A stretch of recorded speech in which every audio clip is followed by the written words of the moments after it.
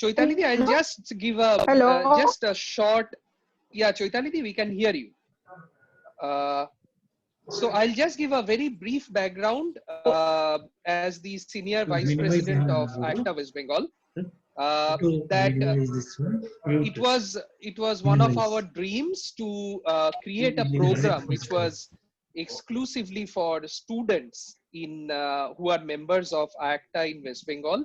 And this masterclass series is our humble endeavor towards executing that dream. And today, the moderator of the session is Dr. Choitali Sengupta, and I hand over the program to Dr. Choitali to take it forward from here. Choitali, please. Thank you. I'm not Choitali Dasgupta, I'm Dr. Choitali Sengupta. It's no doctor, it's a... Choitali, your voice is breaking.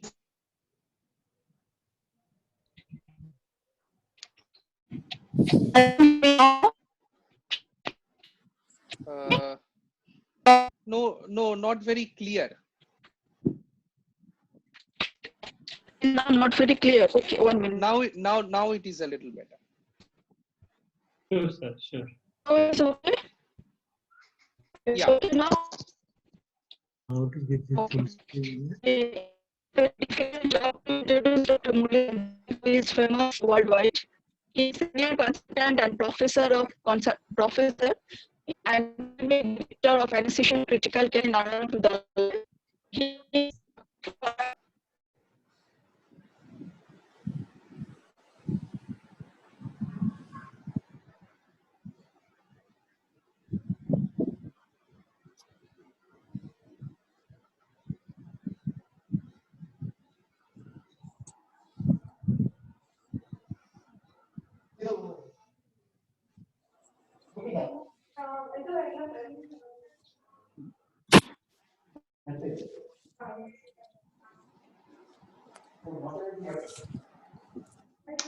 Choitali, can we start Shotojit's presentation?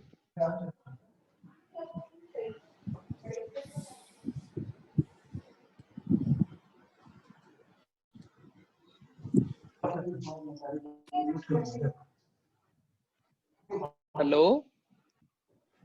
Dr. Chaitali, can you hear us?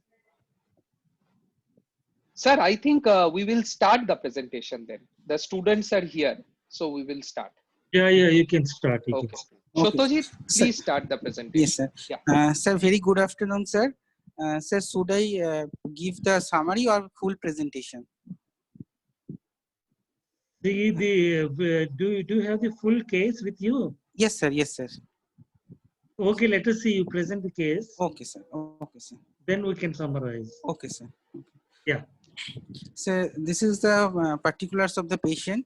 Patient is Meeta Roy, 33 years female patient, homemaker by occupation, is a resident of Kolkata. His date of admission is 26th August and date of examination is 29th August. Her chief complaints is the breathlessness for the last 6 months and the sweating and palpitation for the last 1 month. And for the last 1 month, she was also having cough. History of present illness, patient was apparently normal 6 months before. Breathlessness started 6 months ago and it is gradually progressive in nature. It is exertional, non-seasonal and associated with mild limitations of physical activity with her normal household work.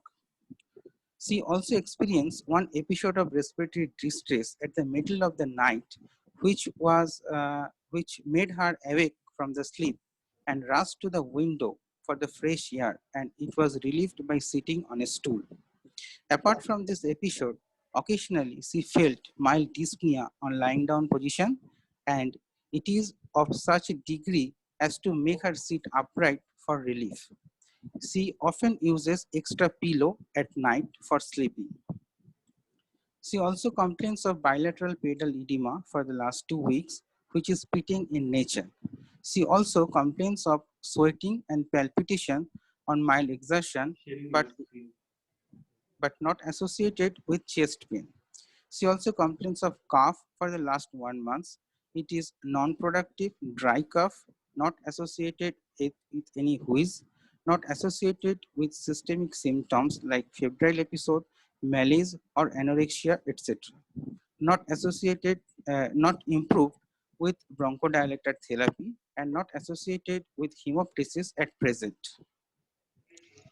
Regarding past history, she gives a history of frequent episode of fever with sore throat and arthritis in her childhood, for which she was received medications at regular interval, but suddenly she discontinued her medication. She gives a history of open heart surgery for similar kinds of symptoms nearly 11 years ago. No past history of tuberculosis, malaria, hypertension, or diabetes was present. Regarding personal history, she is married, having one children, 8 years of age. He is a homemaker and she is a non-smoker. Regarding menstrual history, menarche at the age of 13 years, durations of menstruation average 4 days, no other irregularities. And regarding obstetric history, her last childbirth was 8 years ago, and it was institutional vaginal delivery and it was uneventful. Regarding treatment history, she received one intramuscular injection in her childhood every 21 days interval for 2 years, and then he stopped suddenly.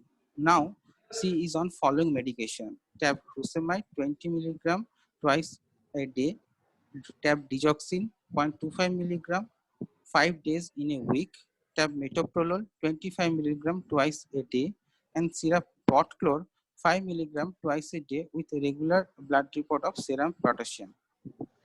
And regarding physical examination, in general survey, patient was conscious, alert, cooperative. His apparent age is corroborative of her age. His decubitus of choice is semi-recumbent positions in the bed. Nutrition is average build. And in faces, there is a bluish discoloration in the perioral region, particularly in the lips. There is no pallor or anemia, no cyanosis, no jaundice. Neck vein is engorged and pulsatile. GVP neck vein is engorged and pulsatile. GVP is raised. It is measured 11 centimeter of blood column, and hepatojugular reflex was absent at that time. There is no clubbing. Lymph node not palpable. There is bilateral pedal edema, which is pitting in nature. Blood pressure is 90 by 60 millimeter of mercury in supine position. Pulse is 110 per minute. It's a low volume, irregularly irregular pulse. No radioradial or radiofemoral delay. All the peripheral pulses are palpable. Neither any abnormality in the arterial wall nor any special character is present. Regarding systemic examination, cardiovascular examination, inspection. Inside precordium, no shape, no deformity or bulging is present. Pulsation, no obvious pulsation is present. Scar mark, a midline scar mark present over the sternum. Outside precordium, no obvious deformity was present. In palpation, mitral area. Apex beat is palpated in the 6th intercostal space, half inch outside the mid-clavicular line. A systolic thrill is present in the apical area, which is best palpated in the left lateral positions and at the height of expiration. In pulmonary area, there is palpable P2, left parasternal heave also present, and in tricuspid and aortic area, there is normal and percussion is not done. Regarding auscultation, mitral area, first heart sound is soft, and in mitral area, 2 murmur was audible. First is a low-pitched mid-diastolic rumbling murmur of grade 4 intensity. It is audible in the mitral area without any radiation. Another soft blowing pansystolic murmur of grade 3 intensity also audible in the mitral area, which is best heard in the left lateral positions and at the height of expiration.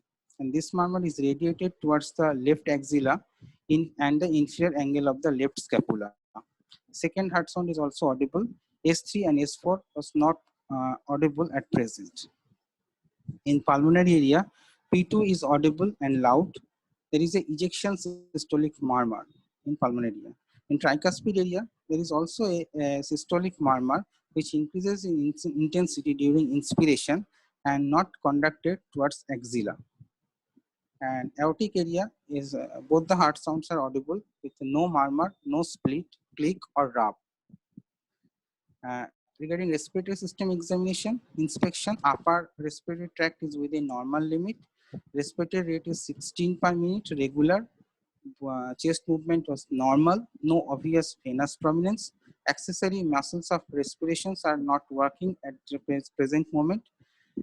Absence of intercostal suction, no obvious scoliosis, kyphosis or drooping of shoulder present.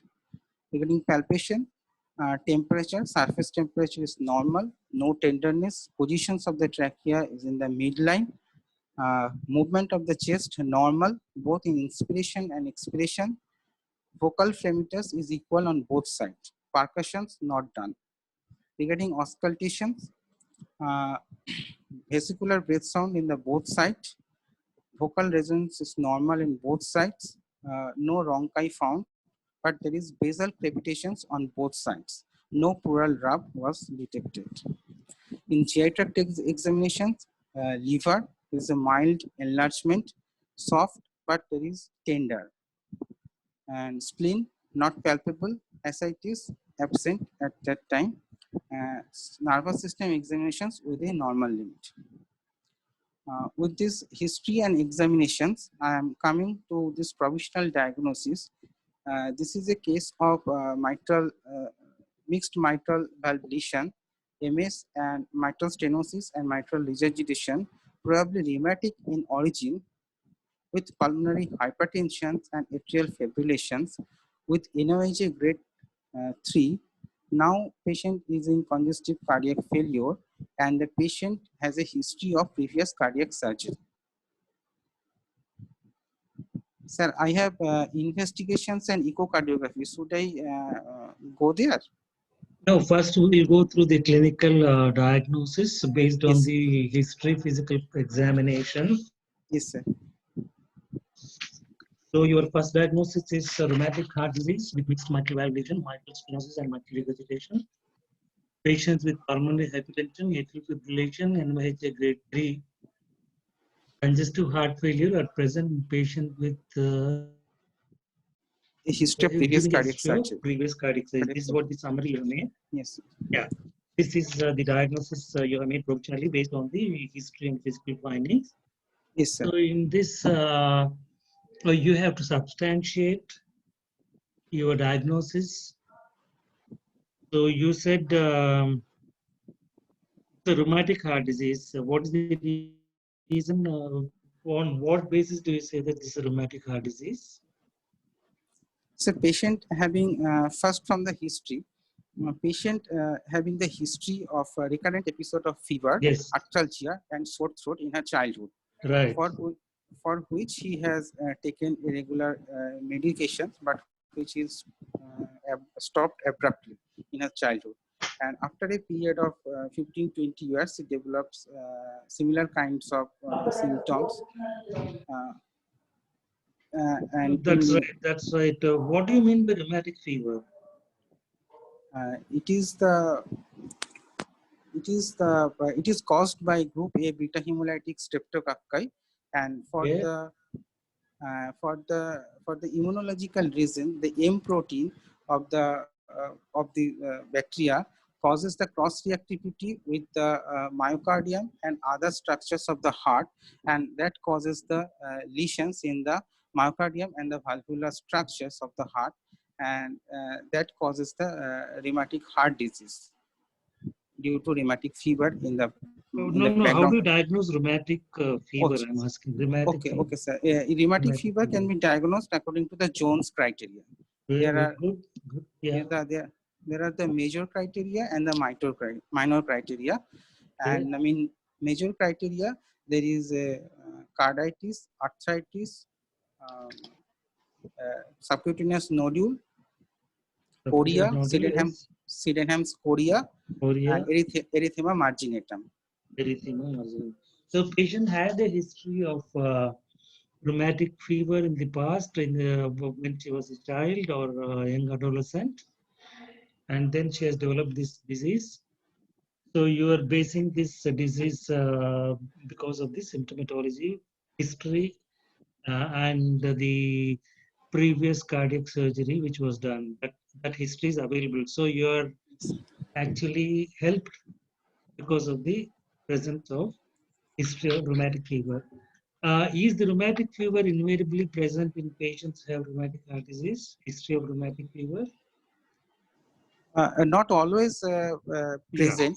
It is not invariable. That's right. The patient may have had rheumatic fever, but might have had did not notice it. He might have had little fever, sore throat, and might have thought that it's some usual common cold and missed it.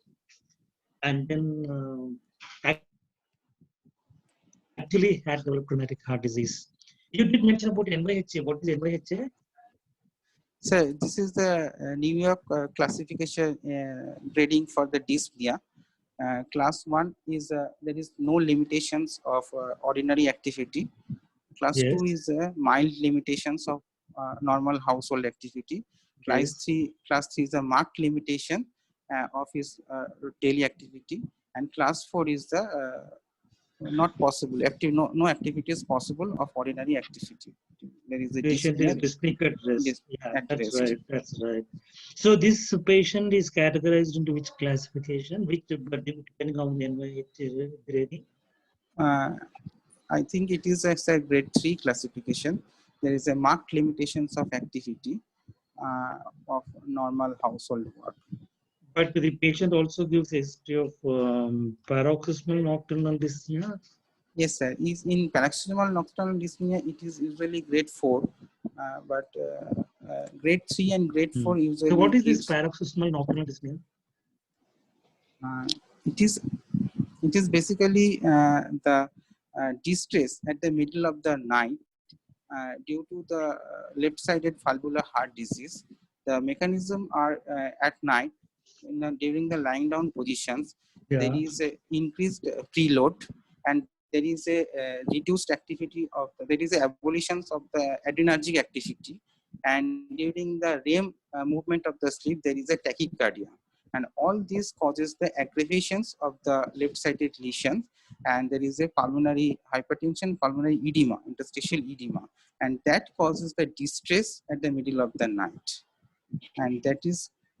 Is it pulmonary hypertension which causes distress? Is there any other candidate available to answer questions? Only you are there. Yes, sir. 5 participants are there. Sir. Oh, can I know their names? Sir, myself, Dr. Soumitra Mukherjee. Soumitra. Good afternoon, Mukherjee. I am Dr. Yes, Prachi Nag, sir. Say that again. Dr. I got it. Prachi Nag. Yeah. Next. I am Dr. Ashutosh Sahu, sir. Okay. Sam, I'm Dr. Stephen, sir. Stephen, okay, Stephen. So we have 5 people participating in the discussion. So the question was, what was the question we were asking? Sir, paroxysmal nocturnal dyspnea and the causes of dyspnea. Yeah. So you're telling about paroxysmal nocturnal dyspnea. Soumitra, can you tell me why the patient had bluish discoloration of the lips? Perioral bluish discoloration. Sir, because of the long-standing mitral stenosis, there will be persistent chronic low cardiac output and a compensatory peripheral vasoconstriction. The combination of low cardiac output and peripheral vasoconstriction causes peripheral cyanosis, which is manifested in the form of bluish discoloration. You mentioned peripheral cyanosis. What do you mean by cyanosis? Sir, cyanosis is a condition when there is increase in the reduced hemoglobin concentration in the blood. Is there any absolute value for that? It should be more than 8 gram per dl. 8 gram or 5 grams? Sir, 5 gram per dl. It is usually mentioned as 5 grams. If it's more than 5 grams in the peripheral blood, the cyanosis will be manifest Yes, sir. clinically. Is it the central cyanosis or peripheral cyanosis in this case? Sir, in this case, it is a peripheral cyanosis. It's a peripheral cyanosis. Yes, What sir. are the causes for central cyanosis? Central cyanosis can be seen in case of cyanotic congenital heart disease. Cyanotic heart in disease. heart Yes. disease. In case of with cyanotic heart disease with right left shunt. In case of severe pulmonary parenchymal disease like COPD, like in severe severe pneumonia. Yes.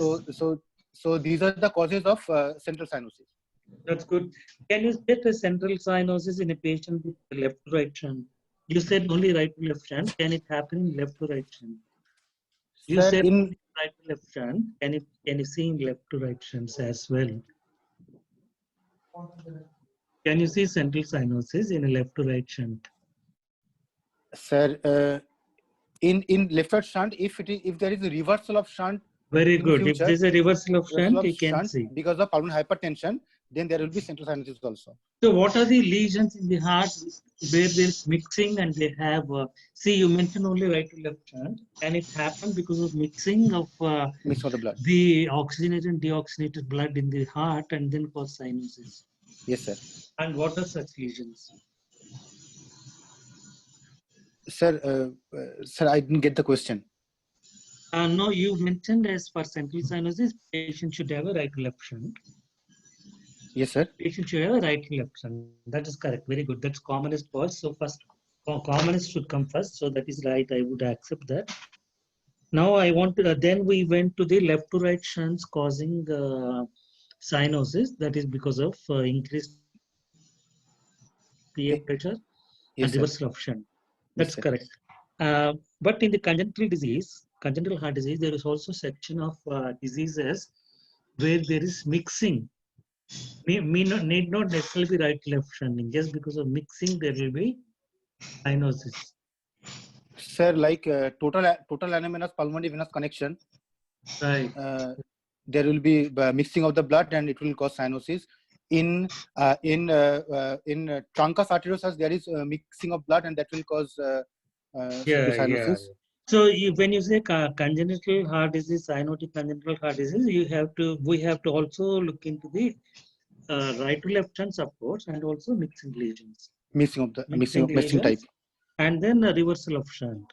So all Yes, these sir. things will be part of cyanotic congenital heart disease causing bluish discoloration, central cyanosis. Yes, sir. Now we'll go on to Dr. Prachi. Yes, sir. This patient had irregular pulse. What do you mean? What does that indicate? So the presence of an irregular pulse means that the patient has an atrial fibrillation, sir. Atrial fibrillation, that's commonest cause for irregular pulse. What do you mean by pulse deficit? Sir, an apex pulse deficit is a condition where simultaneously one will listen with the stethoscope with the pulsations and the contractions of the heart, and the other one will palpate the peripheral pulse. So in cases, especially like atrial fibrillation, the atrial rate is high, but there is a conduction block and the ventricular rate is low. So as a result of which there is an apex pulse deficit. So this is what is the apex pulse deficit, sir. The conduction, like the peripheral conducted beats are the ventricular beats, which will be lower than what is the atrial beat that we hear, sir. This is the apex pulse deficit. Is it a conduction block or what is the cause for pulse deficit? Is it conduction block? Yes, sir. It's a conduction block, sir. Where is the conduction block? Sir, at the AV junction, sir. AV junction. That is okay, but basically there are mixture of strong and weak beats. The stroke volume for each heartbeat will vary. Some of the weak beats may not be profiled in the periphery. Yes, sir. And that is the cause for the pulse deficit. Pulse deficit, sir. Okay, that is the cause for pulse deficit. What does that signify? If you have a patient has irregular pulse and you have the thought that it is atrial fibrillation, which I accept, that's the commonest thing. This is atrial fibrillation, of course. So what does that signify to you from a clinical point of view? So clinical point of view, it could be the reason that the LA is enlarged, as a result of which Very there good. is LA is stretching of the fibers of the LA, and it could be secondary to various reasons, sir. So yeah, the most commonly will be an obstruction to the forward flow from the LA to the LV, or there can be a regurgitant flow which causes increased blood backflow to the LA. So these are the two most common causes that we encounter in the cardiac setting, sir. That is causing enlarged LA. That's true. Very good. And how does this atrial fibrillation influence the patient's course? Does it? There is no change in the patient's symptomatology, or what is the effect of atrial fibrillation, onset of atrial fibrillation on the patient's general well-being? Sir, it depends on what is the pathology. Like here in the case of MS, once the atrial kick is gone, the contribution, that is the last 20% of the contribution, is also gone. Then in patients from the LA to the LV, that is the diastolic flow is from the LA to the LV, which is contributed by the atrial contraction in the last half of the diastole. So that is lost. Then in patients like HOCM or some HOCM, even in the same, they are very much dependent on this atrial kick for the forward flow. They need a very high preload, which is helped by the atrial contraction to fill up the. What is the other common valvular lesion where atrial kick is very important? You said HOCM. There is any other commoner lesion which is where in which atrial kick is very important? The mitral stenosis. Mitral stenosis, yes. Mitral stenosis. Any other common lesion, more common than HOCM, where atrial kick is very important? I can't think as of now. Sir, I think it is aortic stenosis. Aortic stenosis. Aortic stenosis. Okay, sir. Important Okay, yes, sir. left ventricle is thick and compliance is less. So for it to get filled up, we need an atrial kick, which is yes, sir. May contribute up to 40% of the left ventricular preload. So atrial stenosis is another condition where atrial kick is important. So here in mitral stenosis, because of the narrowed valve, atria has to contract strongly to be able to fill the left ventricle. So with the onset of atrial fibrillation, the atrial kick is lost. So what is the effect of this on the patient's general well-being? So because of the loss, anyways, the orifice is very narrowed, sir. And with that, the atrial kick, the last 30% contribution is also lost. So there is still increase in the decreased forward flow, leading to a further decrease in the cardiac output of the patient. Very good, very good. There is worsening of the heart failure and symptoms of decreased perfusion. So forward, sir, its cardiac output is decreased. Backward is the increase in the symptomatology like dyspnea, pulmonary edema, and all. Yeah. There is worsening of the heart failure. Yes, sir. That's what happens. And what else is, from our point of view, what else happens with the onset of atrial fibrillation? One is worsening of the heart failure, leading to more pulmonary congestion and decreased cardiac output, leading to fatigue and inability to do any sort of exercise. So what is the other effect of atrial fibrillation? Sir, there might be embolization, sir. Very good. Thromboembolic phenomenon because of the stasis of blood in the left sir. Yes, sir. because of stenosis valve. Even otherwise, even if the valve is not stenosis, the patients with atrial fibrillation are likely to develop thromboembolic events. That's very good. How do you make out atrial fibrillation? How do you confirm the diagnosis of atrial fibrillation? You have found irregular pulse. So how do you confirm it? Sir, by the means of an ECG, sir. Very good. ECG there is absent. Very good. Absent P waves and irregular RR interval that signifies, especially lead to is the best lead to rule out atrial fibrillation, sir. Okay. Then we'll ask Ashutosh Sharma. Sahu, sorry. Sahu. So this patient had two types of murmur, basically four murmurs. One was systolic murmur, one was diastolic murmur, one was ejection systolic murmur, And there was one other systolic murmur. Now, will you be able to tell me something about the ejection systolic murmur in the pulmonary area? He said there was ejection systolic murmur in the pulmonary area. The registrant systolic murmur in pulmonary area may be due to increased pulmonary hypertension. It is due to pulmonary hypertension. Okay, there was a mid-diastolic murmur. Can you describe mid-diastolic murmur in mitral stenosis? The mid-diastolic murmur in mitral stenosis is a rumbling type of low-pitched rumbling type of murmur best heard in the peak of expiration. With the bell of the in the left lateral position and with the bell of the stethoscope. Is there a pre-systolic accentuation? The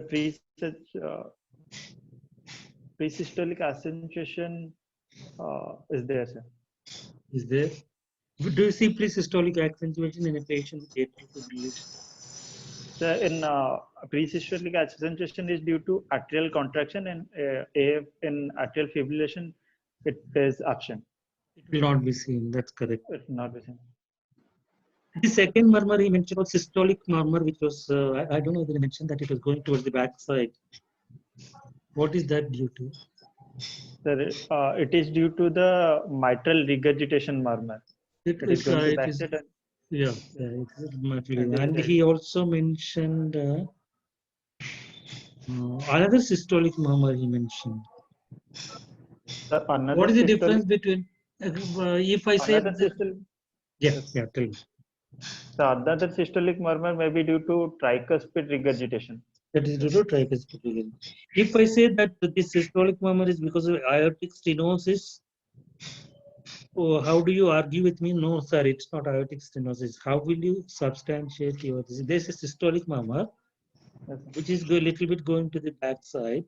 But I'll say that this patient has additional aortic valve disease, and with this aortic stenotic murmur causing systolic murmur.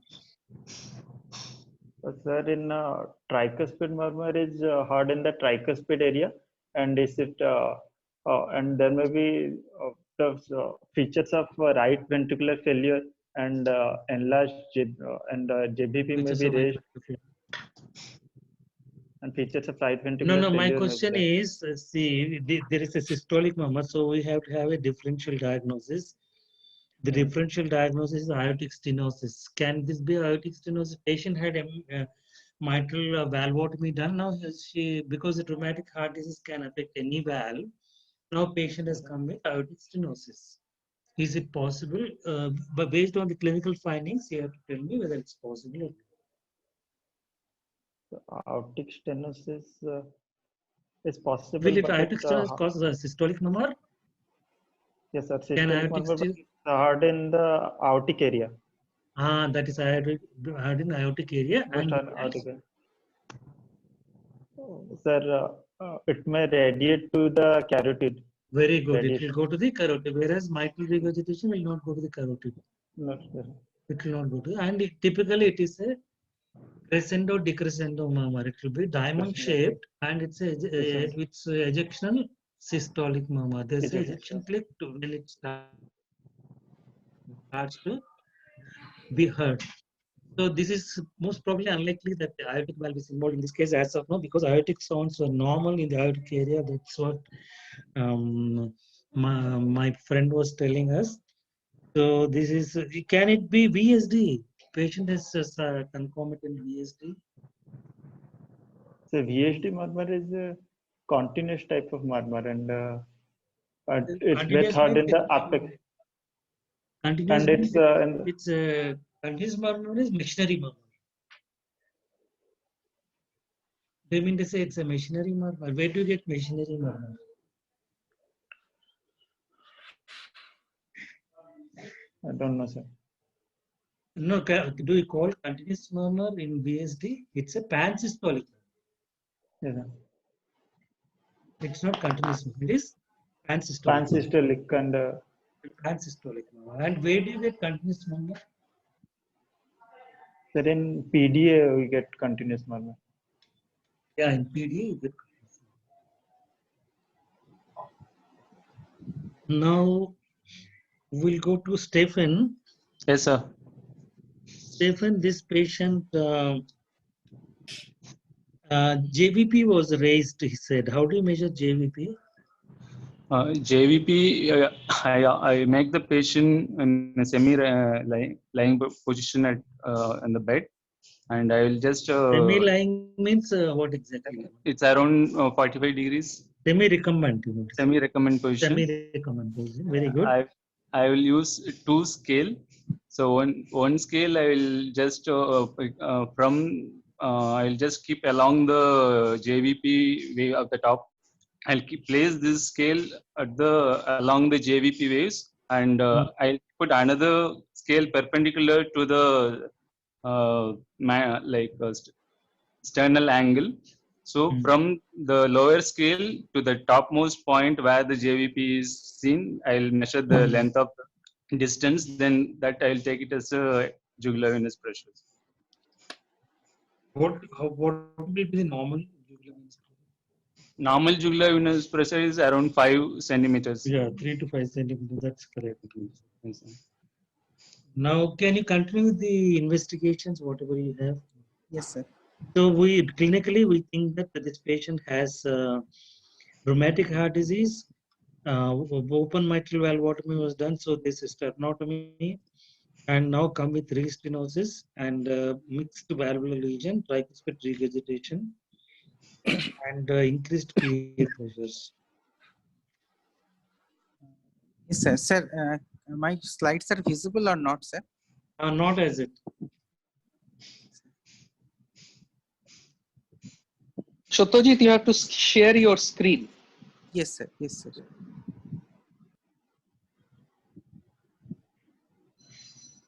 Sir, now visible? Now it's going to come. Okay, okay, sir. Sir, should I continue, sir? Yes. Investigations. Yes, so investigations, regarding investigations, hemoglobin percentage is 9 gram per dl. Total leukocyte count is 6,500. Platelet count is 2.2 lakhs per cubic millimeter. ESR is 30 millimeter. CRP is 1.2. ASO is less than 150. And INR is 1.02. Creatinine is 0.73. And BARN is 10. And LFT within normal limit. We have done the ECG and chest X-ray, and dental checkup also done. Now the echocardiography regarding LV. ECG is over. ECG done. Yes, sir. ECG said. ECG is available. Yes. No, sir. I have not. ECG is not available. Okay. X-ray is available. No, sir. So what will you find in the ECG? In this case, what do you expect to find? So in ECG, there is a atrial fibrillation, and so there is a irregularly, there is a P wave, abnormal P wave, there is a fibrillary P wave, and there is a RR interval. Please say that again. There will be abnormal P wave, or what is it? So there is a P wave. There is a no definite P wave. This is a fibrillary wave. Yeah. There is no P wave. Definitely. And there is a RR interval is irregular. Yes. And in long-standing cases, there may be the RV hypertrophy is also there. Yes. Okay. X-ray, what will you find in this case?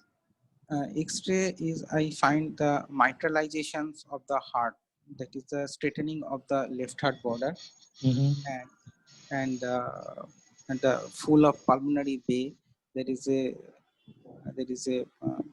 pulmonary high features of pulmonary hypertension. There is a prominence of pulmonary arterial hypertension and peripheral and the peripheral pruning is there, and there is a enlargement of the left pruning. atrium. What do you mean by pruning? This is pruning is the narrowing of the pulmonary blood vessels in the periphery of the lung field, and that causes the pruning of the. Do you see pruning in mitral valve disease? Pruning is typically seen in congenital heart disease, left to right shunts, when they develop the Eisenmenger syndrome. Yes, so, typically pruning word is not used here. Okay, sir. Okay. Okay, you will the heart size. What will happen to heart size? Heart size will be increased. There is a cardiomegaly. Cardiomegaly is expected, yes. And for lung fields? Lung fields are congested due to Lung the fields may be increased bronchopulmonary vascular marking. Things may be there. And in early cases, there will be diversion of blood flow to the upper lung fields. Yes, sir. And in addition, there will be sternal bias in this case. Yes, sir. Sternal bias in this case. Will you do a lateral X-ray for this case? Sorry, sir. Lateral X-ray for this case. Yes, sir. Lateral X-ray will be done because it's a resurgery, redo surgery. So how does that help you? It helps the additions between the anterior chest wall and the mediastinal structure. We can see in the lateral chest X-ray, the heart can be adhered to the anterior chest. How does it help you? There will be additions. Huh? Yes, sir. Is there is any additions, or in cases of regarding mitral, there is a enlargement of the left atrium. Left atrial enlargement. That can be appreciated. No, I'm asking about left. Okay, lateral chest X-ray. How does it help you? We do X-ray in any redo case. No, how does it? What is the? Sir, in lateral chest, we can find that there is any gap between the sternum and the mediastinal structure. Very good, very good. That is the crux of the point. Because you need to know how close the heart to the sternum, back of the sternum, so that you can classify patients into high risk sternotomy or not so high risk, depending upon the distance between the sternum, backside of the sternum, and the front wall of the heart. So that is one important thing. And in this case, actually we don't do it nowadays, but some old examiners may ask you the barium swallow. Yes, they used to do, and they may say that left atrial compression may cause dysphagia in these patients. So they would like to see the level of compression, but that is not being done now. I think you can forget it. So lateral chest X-ray is important from the point of view of sternotomy. Okay, now X-ray is done. Now you're talking about echocardiography. Yes, sir. In echocardiography, the left ventricle is normal in size, no RWMA, no regional wall of abnormality was detected. Ejection fraction 60%, and in grade 1 diastolic dysfunction, and interventricular septum is 1.1 centimeter. There is LA size is 50 millimeter, no LA thrombus was detected. RA size 35 millimeter, interatrial septum is intact, and RV function is normal, capsae is 19 millimeter. And regarding mitral valve, there is a thickened mitral valve leaflet with a restricted mitral valve opening. Mitral valve area is 0.8 square centimeter with a mean diastolic transvalvular gradient is 23 millimeter of mercury, and there is also grade 3 mitral regurgitation. And in tricuspid valve, there is moderate tricuspid regurgitations, but the aortic valve is normal, and pulmonary valve is normal, but pulmonary artery systolic pressure is 60 millimeter of mercury. And regarding IVC, it is 60 millimeter in the maximum diameter, and there is respiratory variation is present. So, can we go one point by point? Yes, normal size LV cavity. Ejection fraction is 60%. What do you mean by ejection fraction? It is the basically the it can be calculated by the difference between the end diastolic and end systolic volume divided by the end diastolic volume as a percentage, and it is the fractions of the blood that is ejected per cardiac cycle, that each beat of the cardiac cycle that can be calculated in that way. What is the normal ejection fraction? Normal ejection fraction is 50 to 70%. 50 to 70%.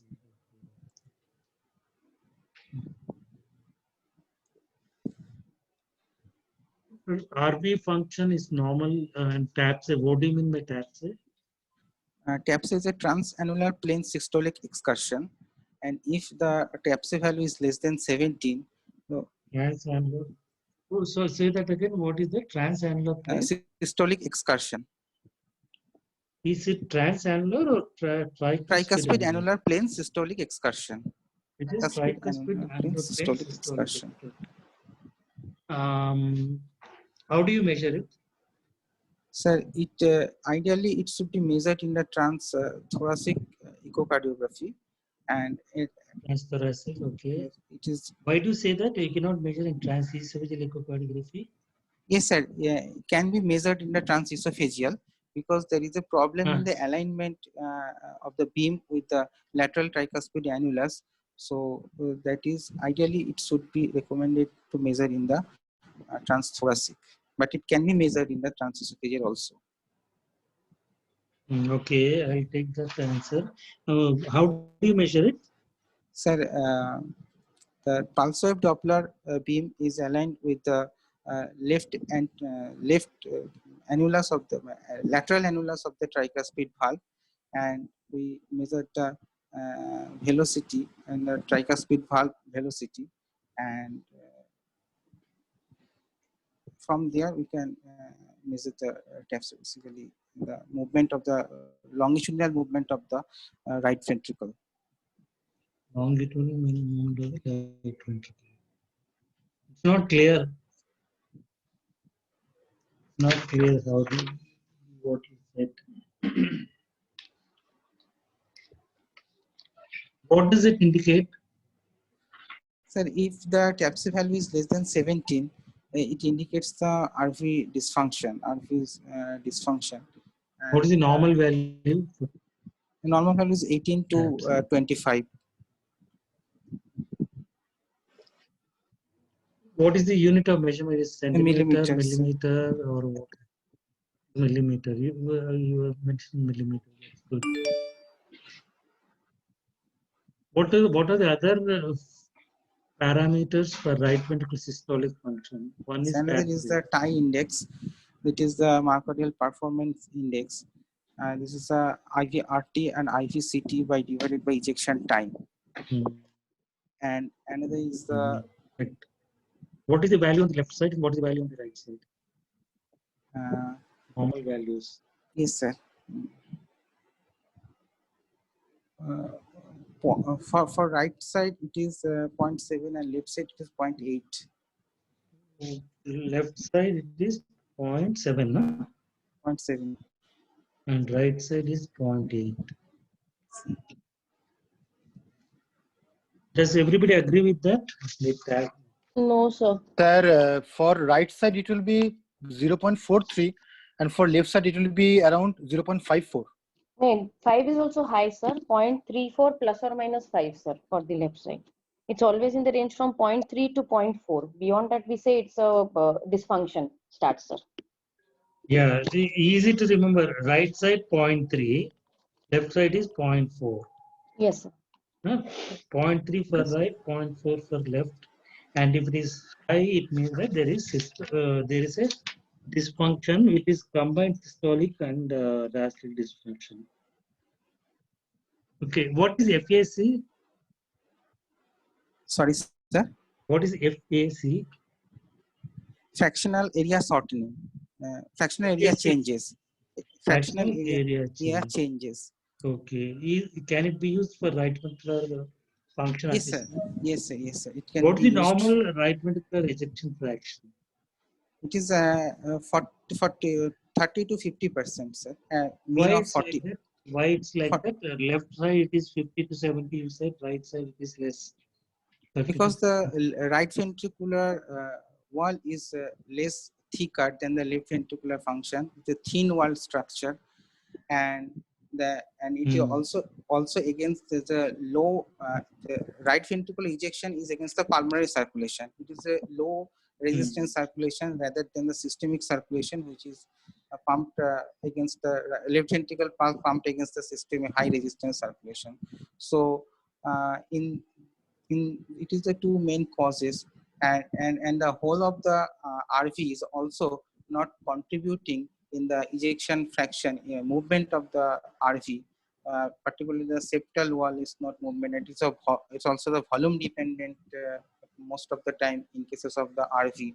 So the ejection fraction is lower in right side than the left side. Normal ejection fraction is lower. See, the main reason is that the right ventricular endoscopic volume is somewhat greater as compared to left ventricular endoscopic volume. Okay, sir. So proportionately, it has to pump less to get the same stroke volume. Stroke volume on both sides are equal, isn't it? Yes, sir. Yes. If it is 70 ml this side, it is 70 ml that side also normally. So the left ventricular endoscopic volume when compared to right ventricle is less, little less. So right ventricle need not have to pump so strongly to be able to generate the same volume because it's little more full. Yes, sir. That's the reason why the ejection fraction on the right side is about 45, whereas on the left side it's about 55 average, I'm saying. Yes, sir. Okay, now coming to the mitral valve, can you describe the mitral valve, normal mitral valve? Yes, sir. Just describe the normal mitral valve. I mean, sir, anatomy of the mitral valve. Yeah, describe the Yes, normal anatomy of the mitral valve Yes, from 5 to 10 sentences. Mitral valve anatomy can be described as a mitral annulus, mitral valve leaflet, chordae tendineae, and the papillary muscles, Yes. and LV wall complex. So, Yes. so mitral annulus, mitral annulus is a fibrous structure, and it can be consist of the fibrous ring in continuity with other valves in the base of the heart. And the leaflet, there are anterior mitral leaflet and posterior mitral leaflet are there, and yes, and the anterior mitral leaflet is bigger than the posterior mitral leaflet. And regarding annulus, there is one point I missed. There is a posteriorly there is a weak portion. There is a deficient in the mitral annulus in the posterior portion. So the prolapse is more common in the posterior portions of the mitral valve. And regarding the papillary, papillary muscles and the chordae tendineae, there are 3 order of chordae tendineae which attaches from the papillary muscle to the mitral valve leaflet. The first order chordae is from the papillary muscle to the tip of the chordae. Second order chordae is the papillary muscle to the body and the base of the mitral valve leaflet. And the third order chordae, it is only for the PML from the free wall of the papillary from the left ventricle to the mitral leaflet. And what are the indentations on the valves? Is there any indentations? It is a basically saddle shaped valve, and it's a dynamic valve, and its position varies with systole and diastole. In diastole, it is more circular, and in systole, it is a saddle shaped valve. Yeah, correct. So, which is the longer long axis and short axis? Where do you see the long axis and short axis of the mitral valve? Yes, sir. Yes, sir. In which TE view you will get long axis and short axis of the mitral valve? In which T view? Okay, sir. Yeah.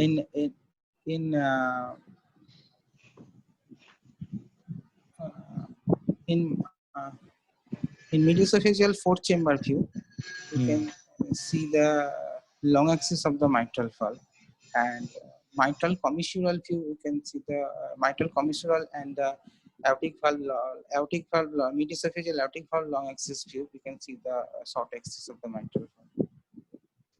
Does anybody agree or disagree with this?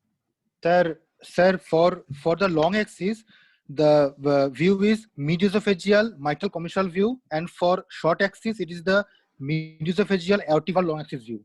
Correct. That is correct. You get the long axis of the mitral valve in the commissural view and short axis in the mediasophageal aortic valve long axis view. Yeah. Okay, sir. Okay. Then mitral valve area. What is the normal mitral valve area? It is a 4 to 6 square centimeter. And this is a 0.8 square centimeter. What does that mean? This is a severe mitral stenosis. Severe mitral stenosis. That's correct. And how do you grade mitral stenosis? Mitral stenosis can be graded according to the mitral area, valve area, and the pressure gradient between the mitral pressure gradient and the pulmonary artery systole, mean pulmonary artery pressures. Mean pulmonary artery pressures. Okay. So this one is 0.8. So can you tell me how to grade the mitral stenosis depending on the area? Yes, sir. Yes, sir. If it is 1.5 to 2.5 square centimeter, it is mild. If it is between 1 to 1.5, it is moderate. 1.5, yes. If it is less than 1 square centimeter, it is severe. Good. Well, depending on the gradient, how do you do that? Yes, gradient is normal gradient is 0 to 5. It is less than 5, then it is mild. 5 to 10, it is moderate, and more than 10, it is severe. Yeah, that's good. And how do you grade MR? They say grade MR here. How do you grade MR? Yes, MR can be graded through different parameters in echo. There are some quantitative parameters and the semi-quantitative parameters and semi-quantitative parameters. In quantitative parameter, there is effective regurgitant orifice, effective regurgitant volume, and effective regurgitant fraction. These are for the grading of the MR. And semi-quantitative parameter, there is a vena contracta to grading of the MR, and qualitative parameter, we can grade the MR according to the regurgitant fraction. I mean, in cases of severe MR, there is a flow convergence around the mitral valve, and it's a central jet, and if it is central jet and wall hugging jet, that converts to the more than two-third area of the LA, that is considered as a severe MR. And in vena contracta, if it is more than 0.7 millimeter, 0.7 centimeter, then it is called it as severe MR. How do you define vena contracta? In mediasophageal 4-chamber view, in color Doppler studies, there is we first identify the MR from the L2 to LA, and the narrowest portions of the color Doppler jet, we can measure the narrowest portion of the color Doppler jet, and that is regarded as a vena contracta. Okay. What is other information which is vital, which is missing in this report? Echocardiography. Yes, sir. Other information which is probably important, which is actually important, which is missing from this report. It is the LA size and the pulmonary artery systolic pressure, RV function, and the LA thrombus. If there is LA size. LA thrombus is missing in this report, which is important. Sir, no LA thrombus is written, sir. In LA. Where is it written? It's written, is it? Oh, yeah, it's written. Sorry, I didn't miss it. So there is no LA thrombus. Okay, now we'll go to the next one. What is the next one you have? Next slide. Next slide. Sir, probably me. Sorry? Sir, probably me, Dr. Soumitra. Tell me now. Sir, it's probably me, Dr. Soumitra. So next slide is it is a summary of the case. Okay. Sorry. So these are the investigation questions, and next we made a summary of the case. Okay.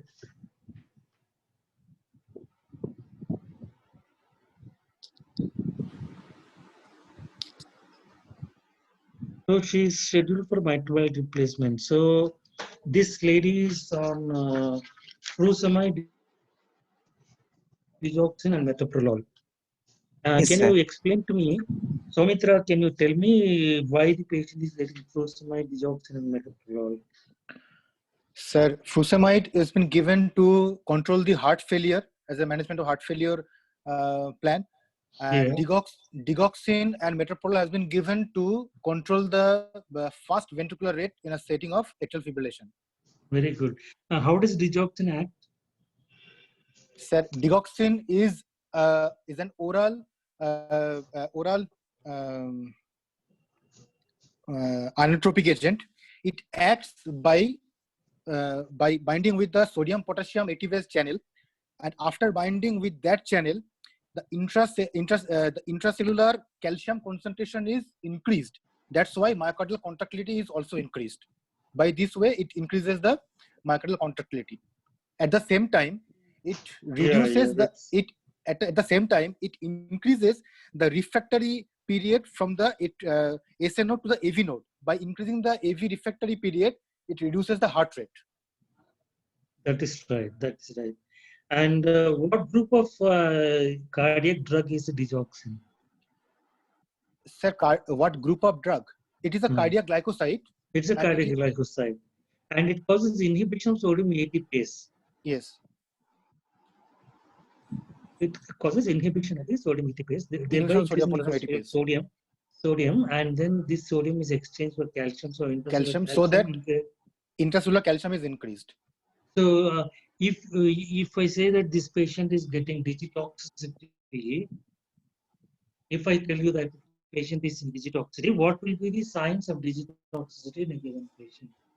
Sir, clinically, patient might be disoriented. There will be disoriented state, defect in intellectual function, and then if we measure the serum digoxin concentration, it will be on the higher side. And then if we do the ECG, there will be variant arrhythmia, which is a manifestation of the digoxin toxicity. Yeah, that's true. They usually have nausea and vomiting. Yeah, nausea vomiting is also there. Nausea vomiting will be there. And what is the therapeutic range of digoxin levels? Sir, I forgot, but probably it will be 0.8 to 1.2 nanogram per ml. Sir, I forgot, sir.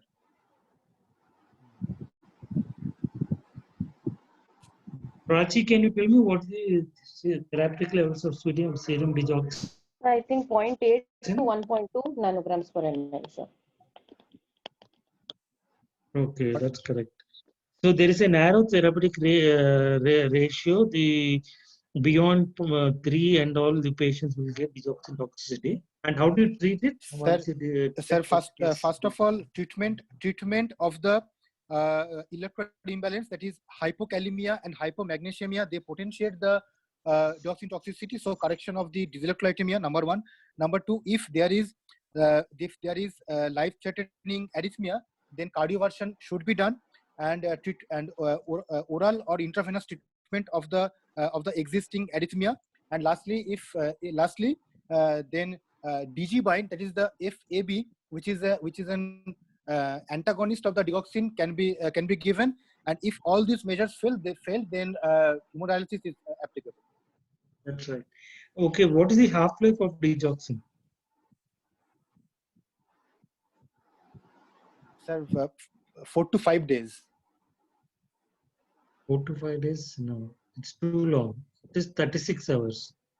Okay, sir. Okay. It's about approximately 1.5 hours. Half-life is about 36 hours. And do you continue digoxin till the day of surgery, or what's your policy? Sir, digoxin should be continued on the day of surgery. On the day of surgery. Sir. Why do you want to continue?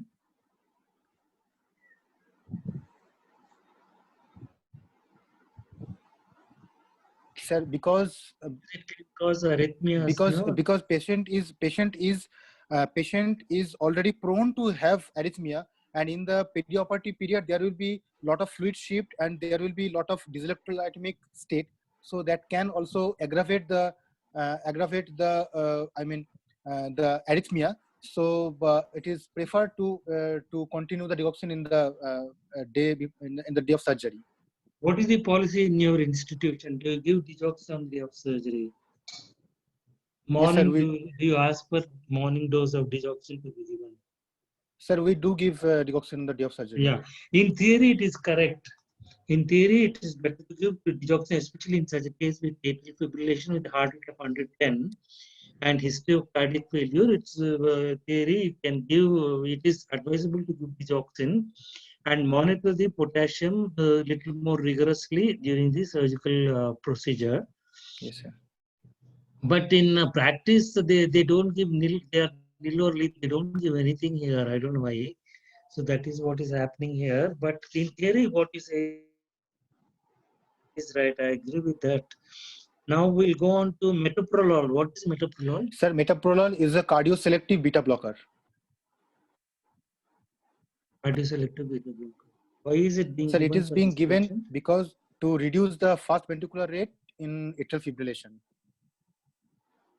Very good. Now we'll go to the preoperative preparation. The Satyajit, can you come onto the screen and tell me how you're going to prepare this patient? Yes, sir. Sir, during Tell me how do you prepare this patient? First, I have to. Now you have you have got the X-ray, ECG, echocardiography. Are you going to do angiography for this case? This patient is 33 years old. As per institution protocol, more than 40 years of age, we usually do the angiography. So, Okay. in this patient, usually do not we do the angiography. Okay. So, this is preoperative preparation. And I just want, before that, I want to know the ejection fraction is how much you said? 50% or 60%? 60%, sir. 60%. Sorry, sir. Is it good? Sir, in the setting of MR, in MS and MR, though there is a LV pop-up in cases of low resistance in the for ejection fraction. There is a low resistance in the LA side. So 60% ejection fraction is maybe erroneous for that patient. So we should consider below 60%. If this ejection fraction is below 60%, we should consider it is a poor LV function, because in the setting of MR, 60%, 50% is not good, but 60% we can accept as a good ejection fractions. Actually, what is the mechanism of MR in rheumatic heart disease? Sir, mechanism of MR. Basically, this is the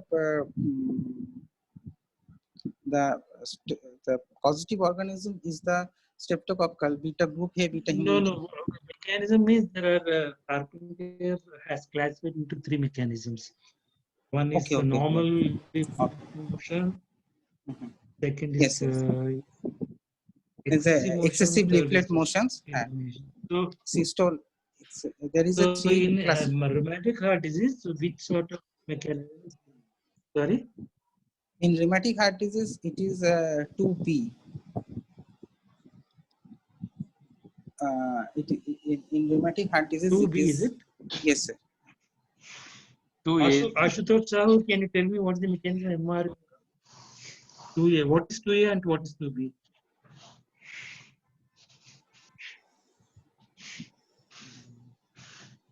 So we have 3A, 3B. Sir, there is no, I think, There is no 2A, sorry. And rheumatic fever causing mitral regurgitation is 3A.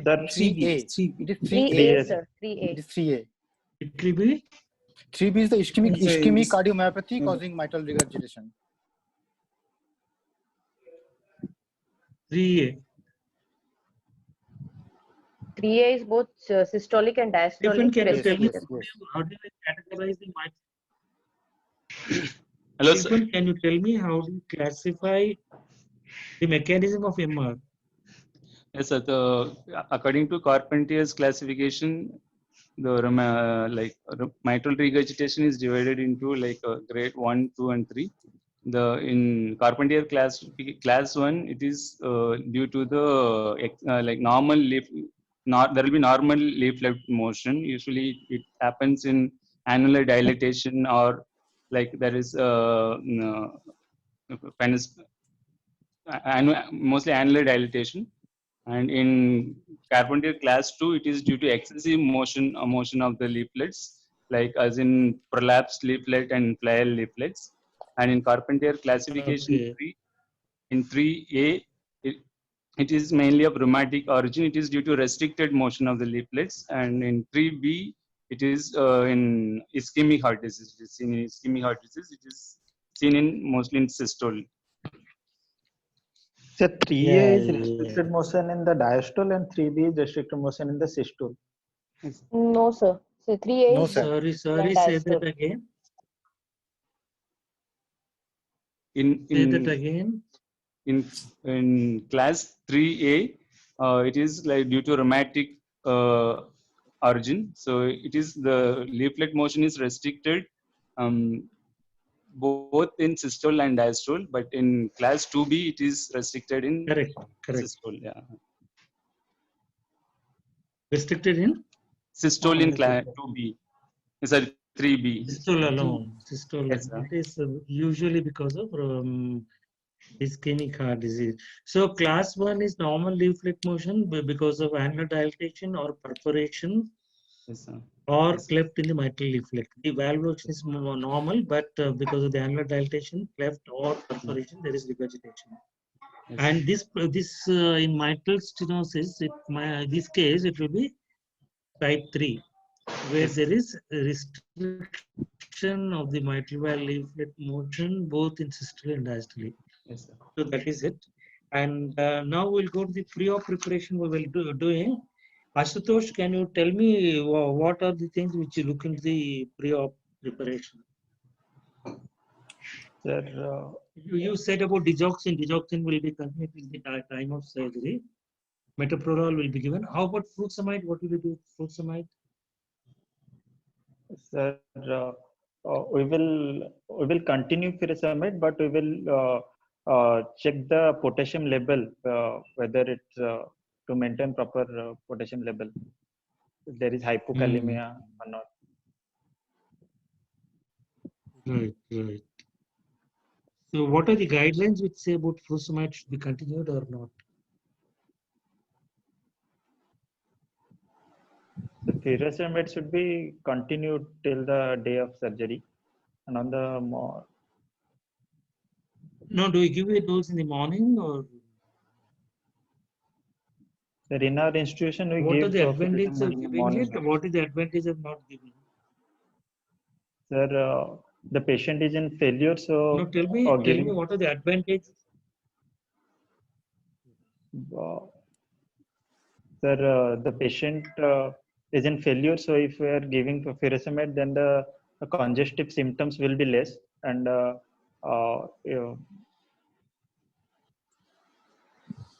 and if we are giving then yeah, the advantage of giving is that patient's chest will be clear when the patient arrives to the theater, but there may be incidence of hypokalemia and contracted volume status.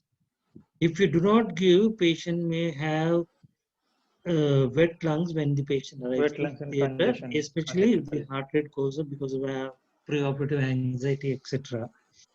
So there is no firm guidelines for the use of furosemide preoperatively and before surgery. But practically what we can do is when we examine the patient night before or just before taking the patient inside, you have to auscultate the chest and see if the chest is absolutely clear or if there are some crackles. If there are some crackles, so you give 10 milligrams just after the patient is inside the theater. Otherwise, you don't have to do anything. Just take the patient and do the case. So this is in between policy. And then we'll go on to the pre-medication. Stephen, will you give pre-medication to this patient? We'll give pre-medication midazolam. Midazolam when you give previous night or? In previous night we had give alprazolam 0.5 milligram per kg per 0.5 milligram, and in the midazolam we give in the preoperative area. Preoperative area. Others, Ashutosh, what will you do? You will give pre-medication, sedative pre-medication? Sir, since the patient is a case of mitral stenosis and we have to prevent any kind of anxiety and tachycardia, so adequate amount of pre-medication is necessary to avoid tachycardia.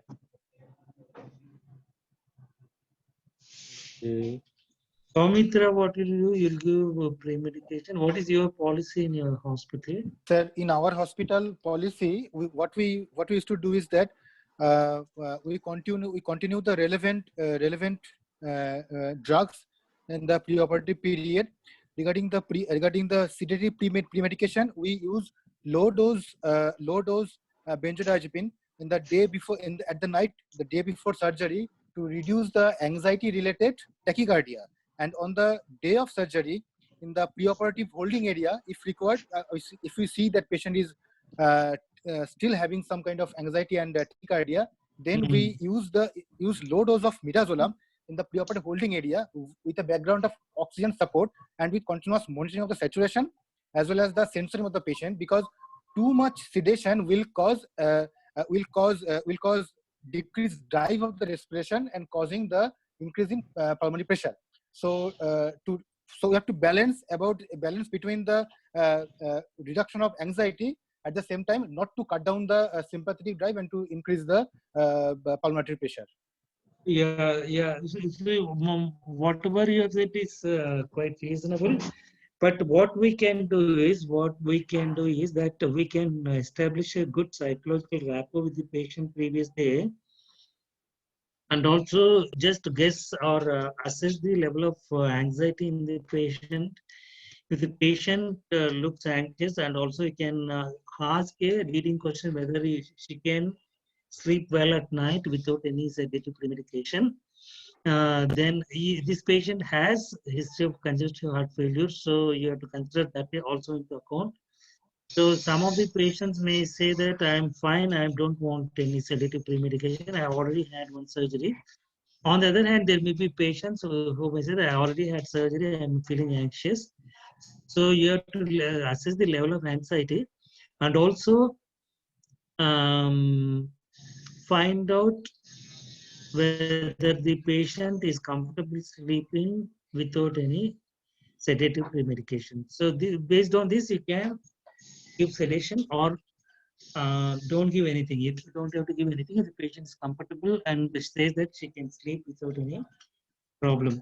So after that, we'll go on to the anesthetic induction. Now that we are running the COVID era, what will you do with COVID testing?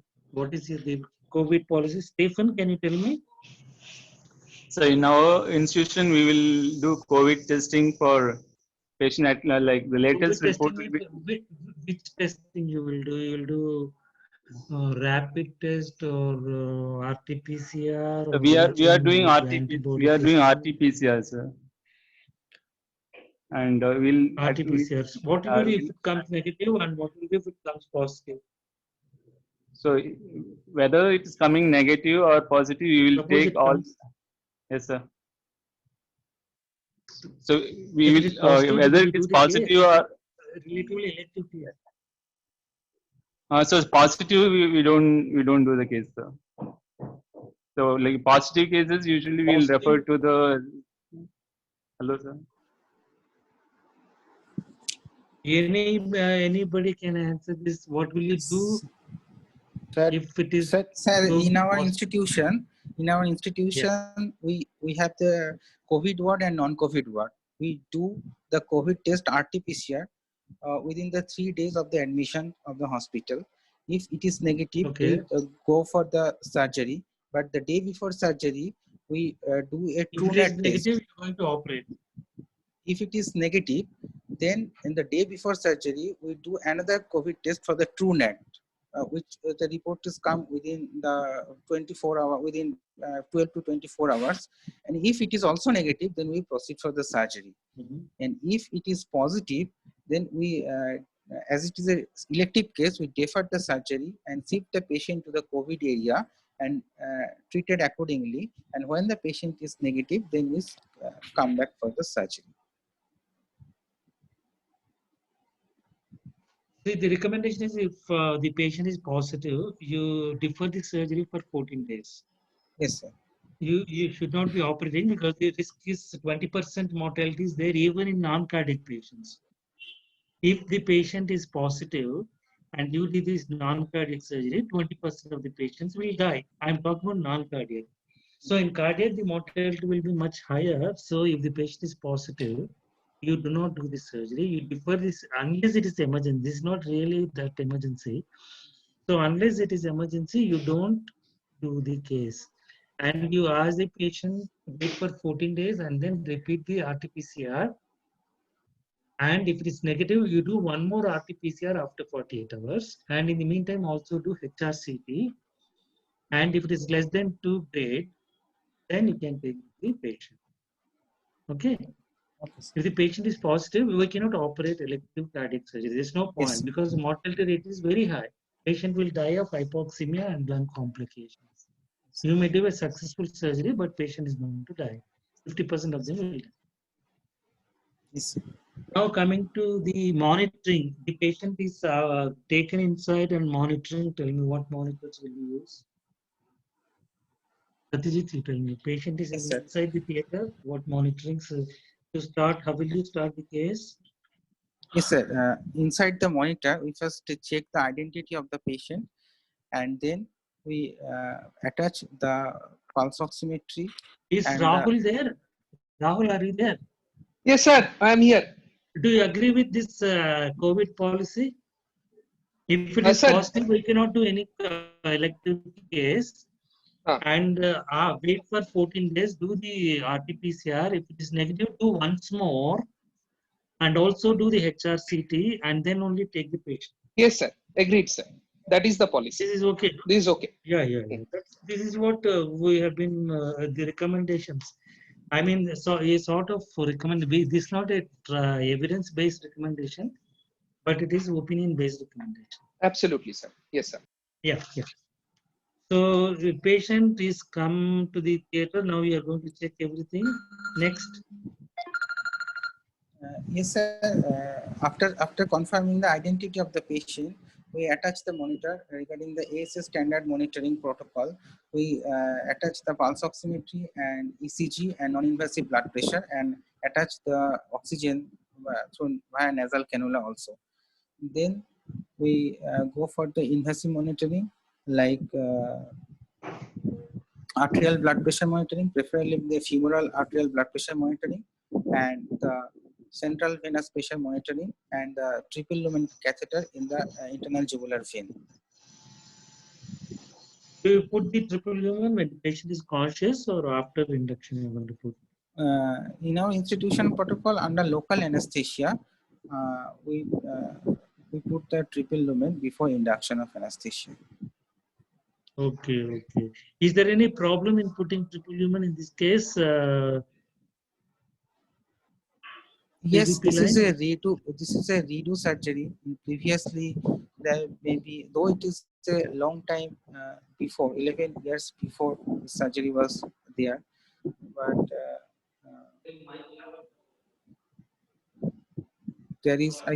there should not be any problem for these cases. But there should not be any problem. Rajit, do you think there will be any problem in putting central line when the patient is conscious in this case? Sir, again, pain is, we have to take adequate precautions that the patient does not have any pain sympathetic stimulation, as a result of which, again, the patient can have a high risk of going into arrhythmias and decompensating on table also.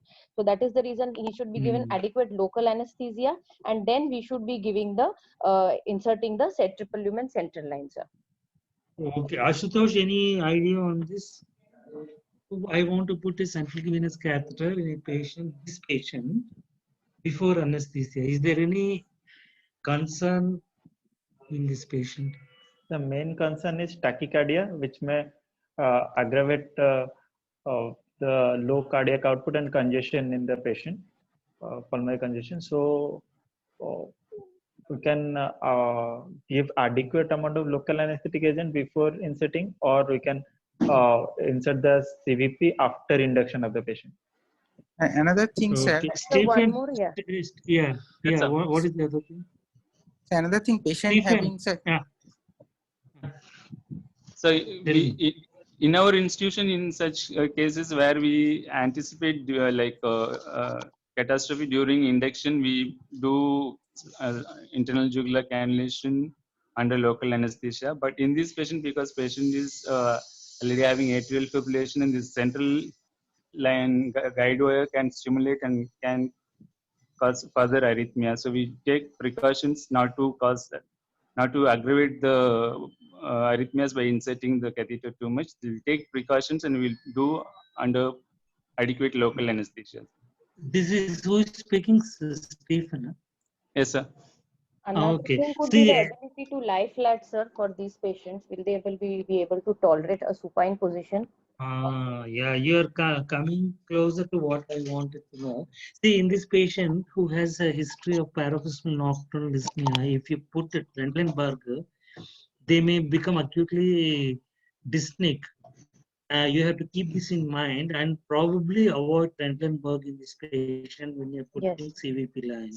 Yes. Normally, if you're doing it conscious, patient may develop dyspnea during if you're putting the patient in Trendelenburg position. So this you have to keep in mind, and then do it. But my policy is to do the CERMLINE after anesthetic induction. But if you want to do it before induction, there's absolutely no problem. But you have to keep this in mind. Yes, with Trendelenburg, there may be pulmonary condition. So either you keep it in mind and do it, or you avoid Trendelenburg. That is up to you. But if you're doing conscious CVP line, the risk of air embolism is there. So Trendelenburg is usually advocated. Now you put the femoral arterial line. Why do you want femoral arterial line? Because arterial blood pressure monitoring is important, and this is a redo surgery in a prolonged. There may be the prolonged pump time. So instead of radial arterial line, femoral arterial line will be much better after the pump, post-pump period. That is true. That is true. But when you're putting a femoral arterial line in this case, you must discuss it with surgeon because he might want to write. Yes, yes. Peripheral cannulation. Yes. So if he wants to have a femoral access in case of catastrophe, we have to we have to discuss it out whether which side he would prefer to go put the femoral arterial cannula in case of emergency for bypass purposes. So you go to the other side, and femoral arterial cannula, you can argue that it is useful because you get the central aortic pressure more reliably with femoral arterial cannula. And when you're coming out bypass, it is going to help you to come out bypass more easily than with radial artery cannula. That's why you want to have a femoral arterial cannula. But if the infection control team says about femoral lines, it will cause more infection, what will you say? Yes, sir. Regarding infection, because infection control people, they will say that femoral lines, I'm talking femoral lines, cause more infection. Don't put femoral lines. Yes, this is true, sir. Femoral line causes more infection. So in that situation, we can consider for the radial line also.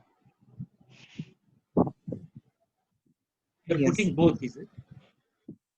You're putting both.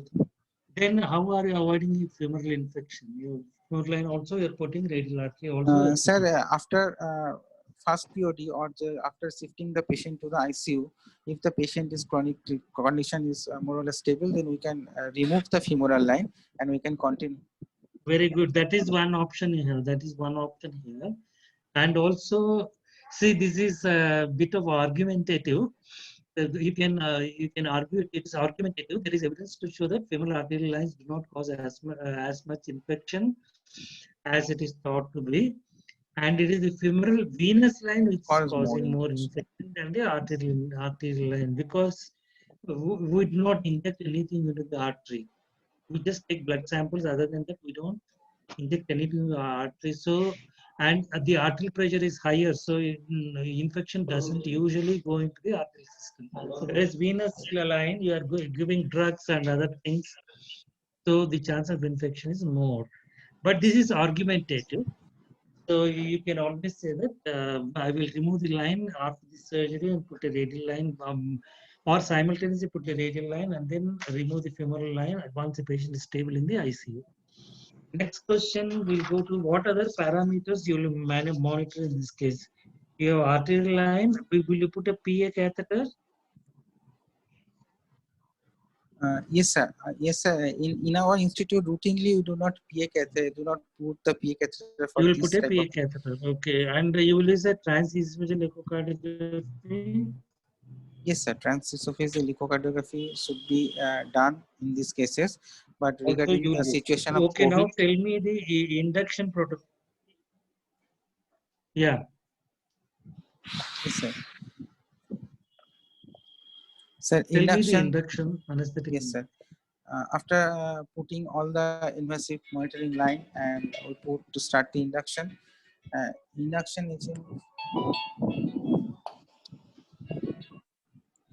Induction can be done with the cardiostable induction agent like etomidate and also the volatile anesthetic agent.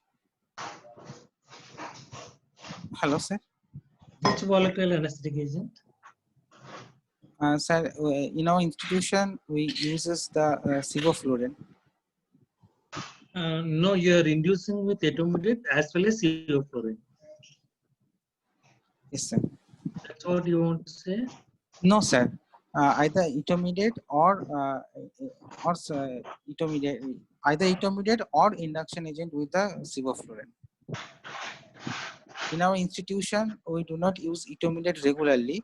We uses the in routinely we uses the sevoflurane induction, and then we after checking the adequacy of the induction, we put the muscle relaxation, particularly vicuronium, and keeping in mind the pancuronium may causes tachycardia in this patient, so uses the vicuronium. After adequate checking the ventilation, we put the endotracheal intubation. We have done endotracheal intubations and securing the tube and going for proceeding for further. So, what are the precautions you are going to take because this is a redo case? Yes, sir. So, what are the additional steps you yes, take? Before doing induction, we should attach the external defibrillator pedal. Okay, very good. And the perfusion team and the pump should be ready, and the pump should be primed, and all the perfusionist, cardiac surgeon, scrub nurse should be ready for any emergency, and blood. We should availability of the blood in the theater.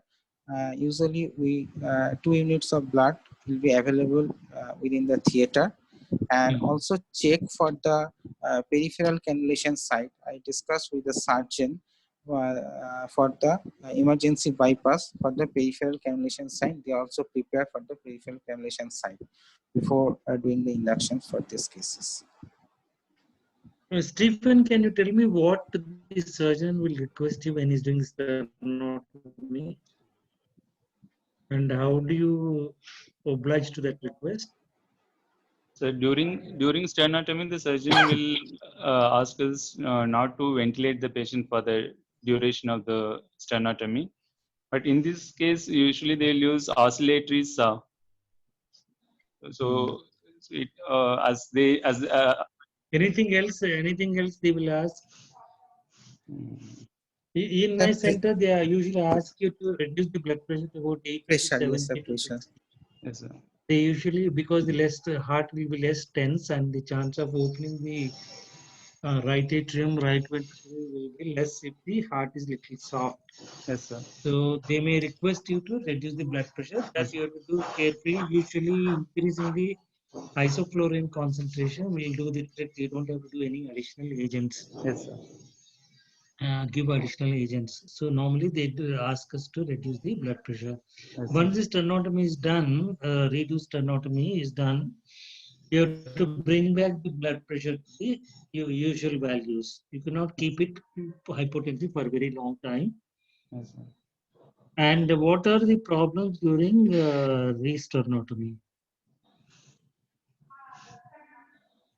So during resternotomy, the structure underneath can be damaged, and that we can expect a massive bleeding, and the patient hemorrhagic arrest can happen. So like correct.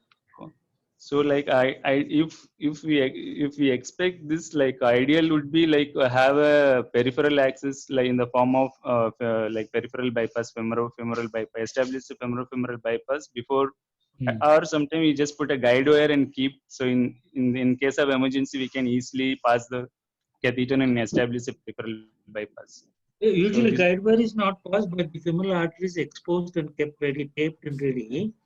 Yes, and in case of this thing, within 5 minutes, you can put the cannula and go on bypass. Before that, you have to give the heparinization and then carry on. The femoral site is exposed.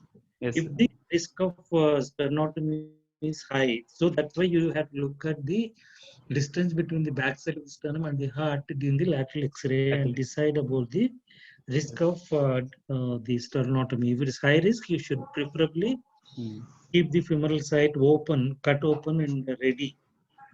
There's no guide wire put there, but it's kept ready so that it's looped and kept ready. You can go inside, go to bypass immediately. Now, after the sternotomy, what is the heparin? How much heparin do you give? So we give in our institution we give 4 milligram per kilogram. 400 units. 400 units per. 400 units. How does heparin act? Heparin, like it potentiates the action of antithrombin 3 over several 10 over 1000-fold. So yes, correct. Yes.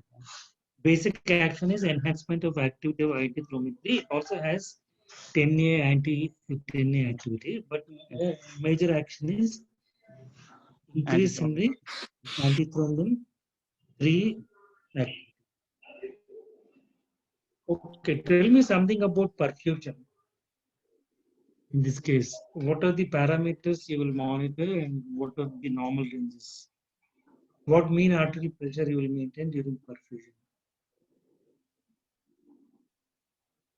The mean arterial pressure in this case, I'll keep always above 60 mean arterial pressure. So I will not allow. And this the patient preoperative BP was only 90/60 BP.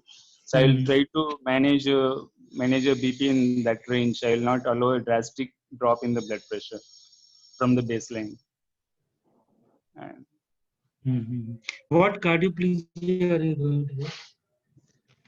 So we use the Del Nido cardioplegia in our institution. Is it antegrade or retrograde? So usually, like I have never seen a retrograde plegia. Like most of the time we will give antegrade cardioplegia. Antegrade cardioplegia. What is the temperature of the cardioplegia? What temperature you give? The temperature be around. I forgot. It's around 12 degrees. I'm not sure. Who's answering this question? Stephen, 3 degrees, sir. 2 to 8 degrees Celsius. Yes, sir. We give around 3. Yes, sir. 3 degrees? Celsius. So 2 to 8 degrees Celsius. Yeah, 4 to 8 degrees, that's fine. And why do you have to give cold cardioplegia? Is it sanguineous cardioplegia or crystalloid cardioplegia? I'm sorry, sir. Is it blood cardioplegia or crystalloid cardioplegia? It's a crystalloid cardioplegia. You mix blood, is it? 1:4 blood. Yes, sir. Yeah. Blood will be mixed with that. Yeah. So is it crystalloid or blood cardioplegia?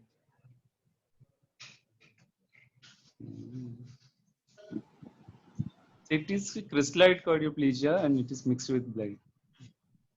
So I'm not sure. If it is mixed with blood, it is blood cardioplegia. No? Okay. It's mixed with blood means it's blood cardioplegia. So what is the advantage of blood cardioplegia? So blood cardioplegia, it will have substrates like for myocardial preservation, like it can supply the substrates like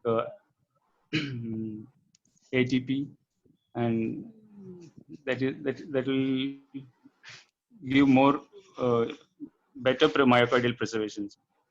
It carries oxygen. Oxygen, yeah.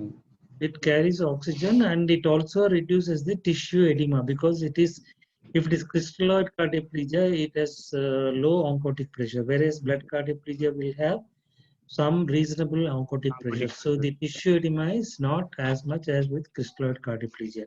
Yes, sir. What is the hematocrit you will maintain in the perfusate?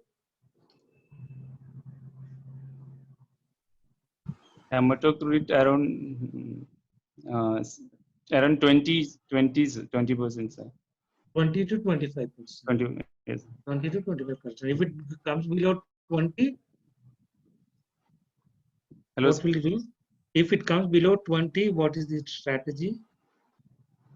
So we'll transfuse blood in the pumps, like we'll add blood. You can add blood, okay, or you can give some fruits, whichever is preferable there. Yes, now, do you do this ultrafiltration for this case?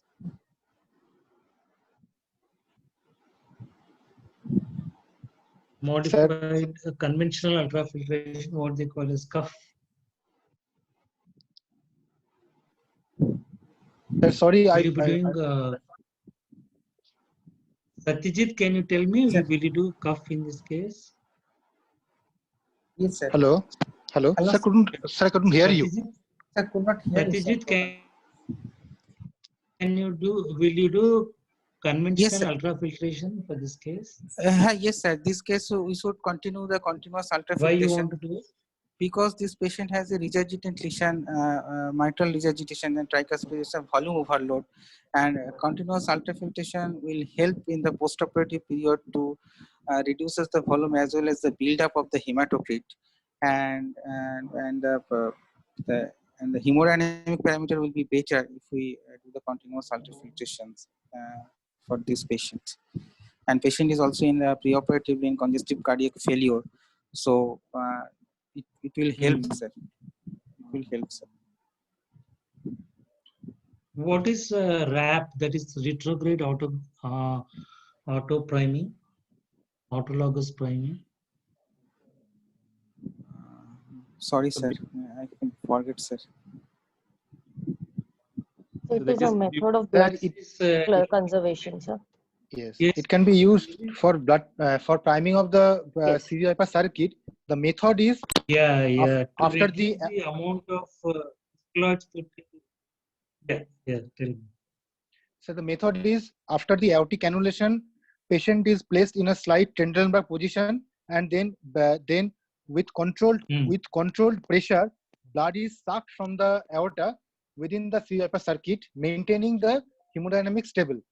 And in this way, the blood is added with the CV bypass circuit, so that autologous blood transfusion risk is reduced. Correct.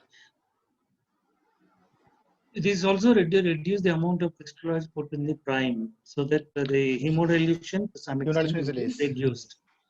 And will you give antifibrinolytics in this case before going on bypass? Yes, sir. Yes, sir. Which one will you give? Prachi, which one will you give? So in our institute, we use tranexamic acid, sir, 30 milligrams per kg as a bolus dose. How much? We give tranexamic acid 30 milligrams per kg. Hello. 30 milligrams per kg. Do you give continuous infusion as well? So we do. It has been recommended, but we don't give it as a continuous infusion, sir. Okay. In our institute, sir. Okay. Now we'll go on to the post-bypass period. How do you come off bypass in this case? So this is who will answer this? Satyajit, coming off bypass, can you tell me? Yes, sir. After the completion of the surgery, we at the end of the CV bypass we infuse the reperfusion. This is the hot shot. After giving the hot shot, we see if there is any it will read after giving hot shot, we expect some myocardial activity, and at the same time we check all the parameters of the blood, ABG, and the hemodynamic and the activity in the ECG. And we also start the inotropic agent like epinephrine and dobutamine in our institution, and we look for the activity of the heart, and also check all the parameter. We correct the acidosis, potassium level, potassium level of the blood, hematocrit of the patient. We should check, and if required, if pacing, we start the pacing is indicated. So pacing, you can start the pacing. Maybe according to the activity, we can start the DDD pacing or atrial pacing or ventricular pacing, and we slowly reduces the pump flow from the 50% then 20%, and slowly coming off bypass when the hemodynamics is stable, mean arterial pressure is more than above 60 and the CVP is around 5 to 10, between 5 to 10. We can reduces the pump flow and we come off the bypass sequentially according to the condition. So what is the choice of, what is the protocol you follow when you come back? Do you have any checklist like that? Do you have a checklist which will look into that and then come off? Yes, sir. What are the components of that? Yes, sir. And routinely we follow the CVS checklist. That is a synonym, but we follow this parameter. I exactly don't remember all the component. We just checking all these stepwise. One is blood gases, potassium, hematocrit, temperature, ventilation, on lungs inflating, bleeding point check, monitor, recalibrated, pleural space emptied, inotropes available and kept ready. Yes, sir. All these things should be followed sequentially. Yes, sequentially. And then what is the role of inodilators in this case? Yes, this patient having pulmonary hypertension and also the regurgitant lesions in the like MR. So milrinone can help in the. What is milrinone? It's a inodilator and it's a phosphodiesterase 2 inhibitor. Yeah, phosphodiesterase 3 inhibitor. How do you evaluate valvular function by the? This post bypass, we have to check the mean gradient and we have to replace the mitral valve. We have to check the mean and mean gradient and peak gradient, and if there is any regurgitant jet or there is any other there is a LV functions and the RV function, and there is a gradient across the mitral valve and the regurgitant jet of the mitral valve. There is a paravalvular leak. Yeah, first you have to see the morphology of the valve, whether the valve leaflets are moving well or not. First thing is to check the morphology of the valve. Yes. First thing. Then you can see whatever you said, mean gradient. And there is also what is called as PPM. What is PPM? Patient prosthetic mismatch. So is it important in mitral? Yes, sir, it is important in mitral. Yeah, it's more important in aortic valve. More important aortic valve, but PPM also can occur in mitral valve. And you have to look for regurgitation. How will you make out physiological regurgitation from pathological regurgitation?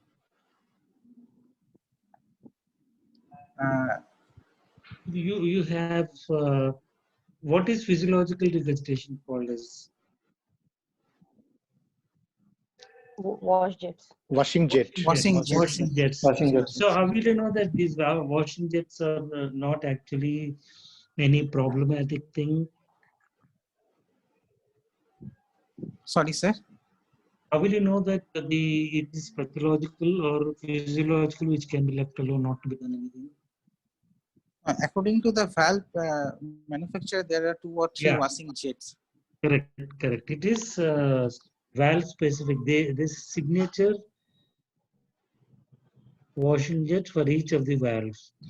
So what are the valves, you know? Yes, sir. It's a tissue valve and the mechanical valve. And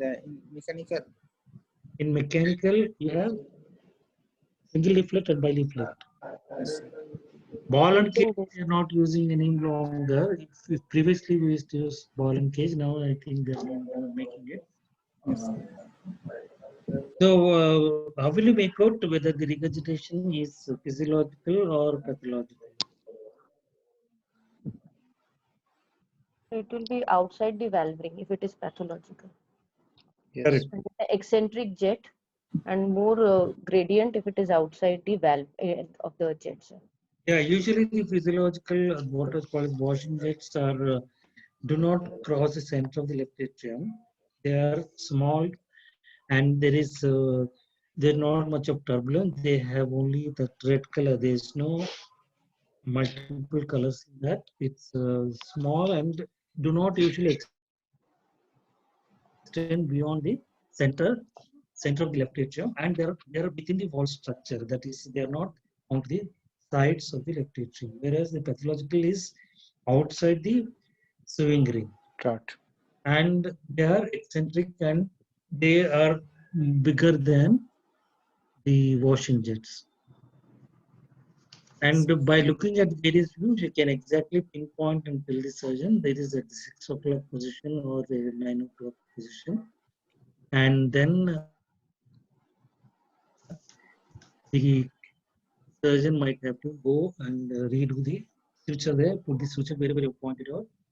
And is there any artery which can be damaged during mitral valve surgery? Yes, a circumflex artery can be damaged. Circumflex artery can be damaged, so you have to look for that. And also, as you said, you have to look for the left ventricular function, right ventricular function, pulmonary artery pressure, and any other pathology we can make out. I think with this, I would like to conclude. If you don't mind, is there any question? There is one question here: RT-PCR rapid antigen test and 2 TrueNAT before surgery. What we have found in this hospital is that RT-PCR is better than TrueNAT because there were 1 or 2 cases where the TrueNAT was negative, but RT-PCR came later than the TrueNAT test. And by that time, patient was inside and RT-PCR positive, and patient had problems after that. So RT-PCR is more, reliable as far as our experience goes. Yes. So Another thing anybody is wants to comment on that? Yes, Yeah, sir. yeah, Yes, sir. Yes, sir. Because in TrueNAT, there is a one sample, this oropharyngeal sample is taken. But in RT-PCR, there is a nasopharyngeal and oropharyngeal sample are taken. So there, and Yes, in yes. gag reflex, sometimes the oropharyngeal sample cannot be taken properly when they are posterior pharynx is head. So Right, there may be the right. inadequacy of the sample in the TrueNAT testing. I personally feel that I have actually done the RT-PCR test. Yeah. So that may be one of Our the experience shows that yes. So that is my answer to that, and I would like to conclude. If there are no other questions here, anybody wants to ask any question? Sir, if there's a mixed lesion like an MS and MR with 2 types of Yes. murmurs and all, how do we go which is the dominant lesion? Usually we have cases having 2 lesions together only, sir. Absolutely, very good question. Usually the management is based on which is the dominant lesion. If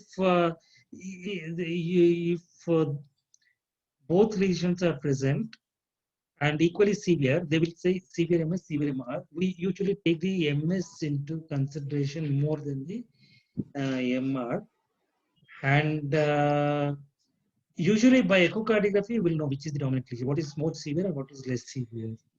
Okay, sir. So we manage as per the dominant By, lesion, sir. yeah, dominant lesion. Okay. Thank you, sir. Sir, I have a question.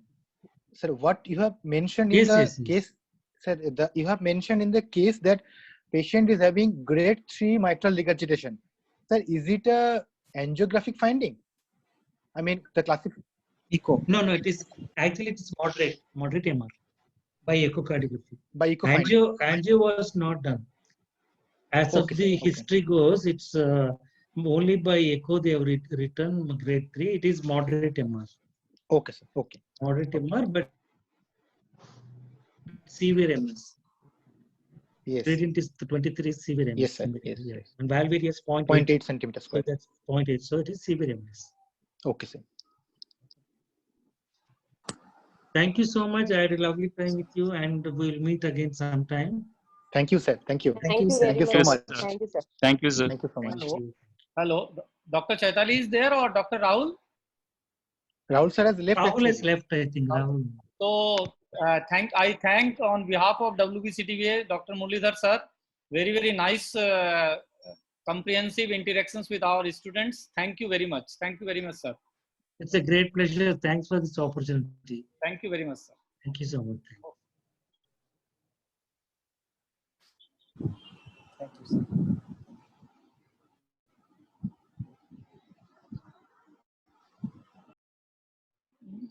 End हो गया, मैं meeting call कर दूं।